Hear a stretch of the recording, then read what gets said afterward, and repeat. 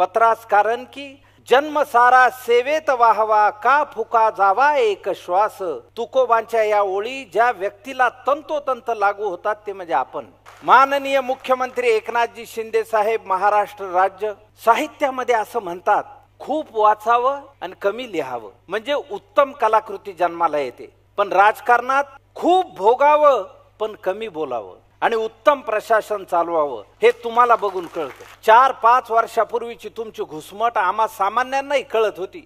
शेळीच्या शेपटीसारखा झाला होता पक्ष, ना लाजे झाक ना माशा हाके. पण तुम्ही मनात विचार केला, माझा पक्ष शेपूट हलवणारा नाहीये, मानेवर दागिन्यासारखी आयाळ मिरवणारा आहे. आणि तुम्ही करून दाखवलं. एकनाथ संभाजी शिंदे, माफ करा, एकनाथ गंगूबाई संभाजी शिंदे साहेबांनी. कोणत्याही व्यक्तीपेक्षा आणि भावनेपेक्षा मोठं नाव आहे. शून्यातून विश्व निर्माण करणाऱ्यांना जन्म देणाऱ्यांची परंपरा इथल्या मातीला. शिवकालीन इतिहास साक्ष आहे की जेव्हा गरज पडली तेव्हा इथल्या कडेकपाऱ्यांनी, दगडधोंड्यांनी देखील महाराष्ट्राचं रक्षण केलेलं आहे. मराठी माणूस संकटात असताना जेमतेम बांधा असलेल्या एका सडपातळ शरीरयष्टीच्या तरुणाला वाटलं की मुंबईवर पहिला हक्क इथल्या मराठी माणसाचा, आणि तो उभा राहतो. मराठी माणसाच्या स्वाभिमानाची लढाई उभी करतो. आज पूर्ण हिंदुस्थान त्या तरुणाला हिंदू हृदय सम्राट माननीय बाळासाहेब ठाकरे नावाने ओळखतो. दिव्यानं दिवा पेटावा तशी माणसं हक्कासाठी पेटून उठू लागतात. वयोवृद्ध माणसं, बायका, पोरं बाळासाहेबांच्या विचारानं भारावून जातात. त्यात एक 20-22 वर्षाचा पोरगा सामील होतो आणि सुरू होतो एक अखंड प्रवास. प्रवास जनसेवेचा, प्रवास हक्काचा, प्रवास स्वाभिमानाचा, मराठी माणसाच्या हिताचा. आपण अत्यंत कमी वयात घरची जबाबदारी स्वीकारली साहेब. घरासाठी रिक्षा चालवू लागलात. बॉम्बे बियर, रवी फिशरी, पॅक राईड सारख्या कंपन्यांमध्ये पोटाची खळगी भरण्यासाठी कष्ट उपसले. दरम्यान आपल्या मराठी माणसांवर होणारा अन्याय, वाढते परप्रांतीय आक्रमण, हातातून निसटणारी मुंबई सगळं अस्वस्थ करत होतं आपल्याला. या अस्वस्थतेला वाट मोकळी करून देण्यासाठी साक्षात तुमच्या समोर विठ्ठल प्रकटला. धर्मवीर आनंद दिघे साहेब. मनामध्ये एक समान खदखद असलेली, जनसेवेची तयारी असलेली, मराठी माणसांसाठी लढायला तयार असणारी पोरं दिघे साहेबांनी एकत्र आणली. त्यांच्या हातामध्ये शिवसेनेचा भगवा दिला. भाई, आपण अहोरात्र कष्ट करत रानावनात, उन्हातानात, वाड्या वस्त्यांवर जाऊन जिथं जाणं आजही शक्य होत नाही तिथं पोहोचून बाळासाहेबांचा हा भगवा विचार पेरलात. शिवसेनेत आपण महत्वाची पदही भूषवलीत. अगदी सभागृह नेतेपासून मुख्यमंत्रीपदी गेलात. पण आपल्यातला कार्यकर्ता अजूनही जिवंत आहे. ज्या वेळेला तुमचे नेते घरात बसून सरकार चालवत होते, त्यांचं म्हणणं होतं त्यांच्यासारखं तुम्ही पण घरीच बसावं. काय तर म्हणे ऑनलाईन शेती करा म्हणजे वंशाला पाहिजे दिवा, ईश्य जरा लांब जावा, अशी गत होती त्यावेळेला. ऑनलाईन शेती, अरे ह्यांना ज्वारीचं पोतं व्हॉट्सअपवर पाठवलं तर दळतीन का वहिनी घरात? पण तेव्हा तुम्ही जीवाची पर्वा न करता रस्त्यावर उतरून रुग्णालयात जाऊन कोरोना रुग्णांची सेवा करत होता. एक सामान्य माणूस म्हणून अगदी मनापासून सांगतो, महाराष्ट्राच्या इतिहासातले आपण असे पहिले मुख्यमंत्री आहात ज्यांना सामान्य माणूस अगदी सहजपणे भेटू शकतो. आपण जेव्हा म्हणालात ना, भाई मी एकनाथ संभाजी शिंदे ईश्वर साक्ष शपथ घेतो की, तेव्हा आपला सगळा प्रवास झटकन डोळ्यासमोरून तरळून गेला. खरं सांगतो भाई, त्या दिवशी अख्खा ठाणे जिल्हा भरल्या डोळ्यांनी आपल्या पोराला मुख्यमंत्री होताना पाहत होता. किसन नगर मध्ये रिक्षाची सीट भरणारा माणूस जेव्हा महाराष्ट्राच्या मुख्यमंत्री पदाच्या आसनावर बसतो तेव्हा कुठला पक्ष किंवा नेता नाही तर या देशाचं संविधान जिंकलेलं असतं. तुम्ही मुख्यमंत्री झाल्यापासून एखाद्या वादळासारखे महाराष्ट्रात फिरत आहात. रोज हजारो किलोमीटरचा प्रवास, करोडो कुटुंबात हसू पेरणारे आमचे भाई आधुनिक युगातले वासुदेव आहेत. तुमचा लोक कल्याणाचा प्रवास बघून मनापासून म्हणावंसं वाटतं, दान पावलं. माझ घरात अडकलेल्या तुमच्या बहिणीला तुम्ही लाडकं केलं आणि तिला हक्काची ओवाळणी दिली.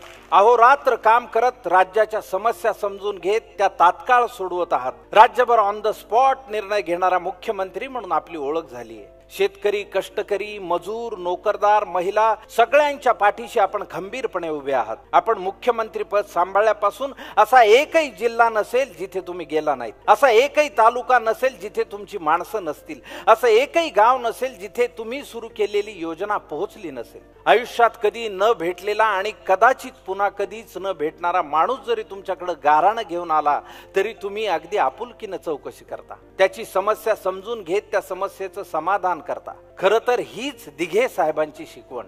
अनेक मुख्यमंत्र्यांच्या कामाची पद्धत या महाराष्ट्राने पाहिली आहे. सगळे आपापल्या जागी योग्यही आहेत, पण तुम्ही मुख्यमंत्री पदावर गेल्यानंतर तुमच्यातली जाणवणारी सगळ्यात प्रभावी गोष्ट म्हणजे तुमच्या आत जिवंत असलेला कार्यकर्ता.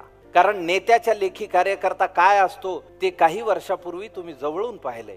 नेत्याच्या कुत्र्याला पण अहो हाड असं आदरानं म्हणावं लागायचं कार्यकर्त्याला, पण तुम्ही त्या वातावरणात नाही रमलात. अनेक सभांमध्ये कार्यक्रमात बघायला मिळतं की आमदार खासदारांपेक्षा आपलं जास्त लक्ष जमलेल्या तरुण कार्यकर्त्यांवर असतं. आम्हाला माहिती आहे तिथे तुम्ही स्वतःला शोधत असता. तुम्हाला खात्री आहे की उद्याचा मुख्यमंत्री याच पोरांच्या गर्दींमध्ये बसलेला असतो. आपलं काम मोठं आहे भाई.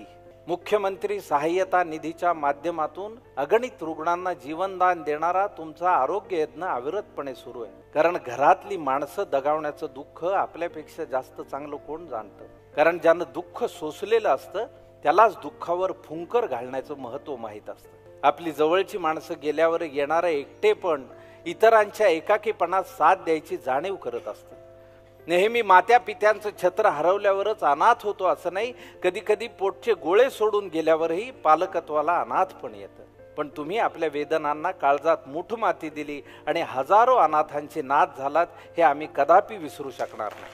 समृद्धीसारखा महामार्ग असेल, अटल सेतू असेल, मुंबई आणि महाराष्ट्रभरात झपाट्यानं होणारी कामं असतील, पंढरपूर मंदिराचं विकास काम असेल, महाराष्ट्रभरात उद्योग, आरोग्य, शिक्षण, रोजगार आणि पर्यावरणासाठी आपण करत असलेलं काम महाराष्ट्र कधीच विसरणार नाही. तुम्ही मुख्यमंत्री झाल्यावर राजकारणातल्या घराणेशाहीला प्रचंड त्रास झाला. अर्धी कोंबडी कापून खाऊ आणि अर्धी अंडी द्यायला ठेवू अशा स्वार्थासाठी एकत्र आलेल्यांना तर पोटशुळच उठला. पण तुम्ही त्यांच्याकडे लक्ष न देता आपलं काम चालू ठेवलं. इथं उंट पाण्यात बुडतोय, शेळी म्हणती मी येऊ का, अशी गत असलेले बुडवे एकत्र येऊन तुमच्यासारख्या वाघाला कोंडीत पकडू पाहत होते. असल्या विचारांच्या लोकांना तुम्ही बरोबर बाहेरचा रस्ता दाखवला. एखाद्याला बाहेरचा रस्ता कसा दाखवायचा हे ठाणेकरांना चांगलं माहिती, कारण मुंबईतून बाहेर पडण्यासाठी ठाण्यातूनच जावं लागतं. पण यावेळेस ठाण्यानं भल्या भल्यांना फक्त मुंबईतून नाही तर सत्तेतून बाहेर काढलं, सामान्यांचं सरकार आणलं. भाई, ज्या दिवशी तुम्ही मुख्यमंत्री झाला त्या दिवशी अजून एक गोष्ट घडली. जर हा सामान्य कुटुंबातला मुलगा राज्याच्या सर्वोच्च पदावर बसू शकतो तर आपण का नाही, हा विश्वास खेडोपाडी गावोगावी प्रत्येक कार्यकर्त्याच्या मनात जागा झाला. जर उद्या या पोरांमधून कोणी मुख्यमंत्री झाला तर आमच्यासाठी एकनाथ शिंदे मुख्यमंत्री झालेले असतील. तुम्हाला पाहिलं की मला एकच ओळ आठवते, सत्तेसाठी नाही सत्यासाठी. आता जरा मुद्द्यावर येतो. उठसूट कोणत्याही गोष्टीवर राजकारण करणारी गिधाडं आता भरारी घालताना दिसत आहेत. ज्या कडवट हिंदुत्ववादाला लोकाधार मिळाला होता त्याच्याशी प्रतारणा करणारे खालच्या स्तरावर आलेत. त्यांचा तुमच्याबद्दलचा द्वेष आम्हाला खूप सलतो साहेब.